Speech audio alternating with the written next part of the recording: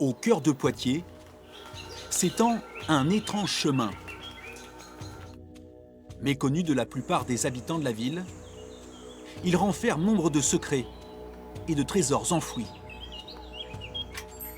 Un lieu hors du temps que Stéphane Culot a investi en 1983. On était énormément séduits par l'endroit et on s'est mis à cultiver effectivement ces espaces qui n'étaient plus d'ailleurs en partie. Il y avait des endroits qui étaient restés complètement en friche depuis pas mal d'années. Dans ce jardin extraordinaire s'épanouissent 1200 variétés, faisant de Trenbo un autre bout du monde. Je suis devenu, par la force des choses aussi, un peu le concierge, le gardien. J'entretiens ou je signale à la ville les problèmes qu'il peut y avoir dans le chemin. Puis quand il n'y a plus, que les branches des rosiers tombent et tout, pour éviter qu'il y ait quelqu'un qui se griffe en passant à vélo éventuellement, je coupe les branches qui dépassent. Notre végétation elle est devenue tellement luxuriante. On est peut-être vraiment dans un endroit un petit peu mystérieux et un petit peu qu'on n'imagine pas, puisque finalement on est en ville quand même. Juste de l'autre côté du Clin, Jean Yernard cultive lui aussi son jardin secret.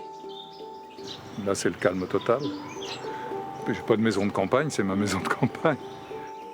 Au bord de la rivière, c'est dans sa petite maison sans eau ni électricité que l'ancien professeur d'histoire de l'université vient parfois écrire ses livres. Il y a ces petits jardins, c'est très mystérieux. Il y en a qui sont à l'abandon, il y en a qui sont, on voit des pépères qui cultivent. C'est très sympathique. On se parle, on se dit bonjour comme à la campagne autrefois. Trenbo, le nom lui-même est sans doute, je ne sais pas trop l'étymologie, ça fait penser à Trenbot parce que évidemment il faut monter, mais c'était ce qui permettait d'accéder à un moulin.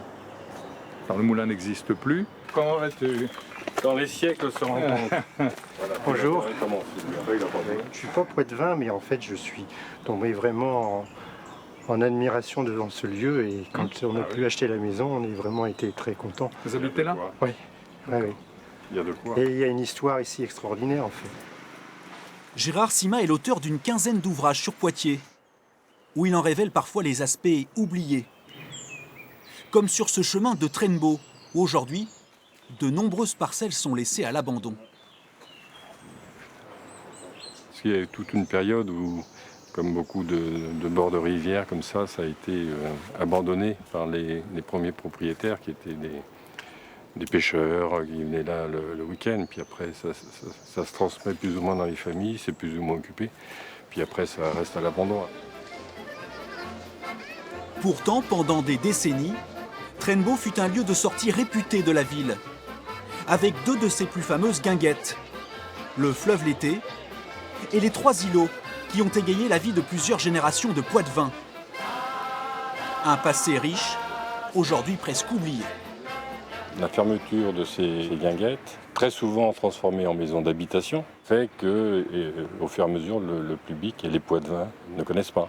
Alors après, il y a ceux qui aiment la nature, qui se promènent.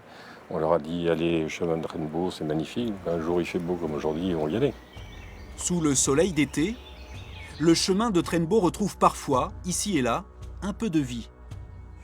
En attendant que les habitants de Poitiers le redécouvrent peut-être un jour, il demeure sur près d'1 kilomètre, un des lieux les plus surprenants de la ville.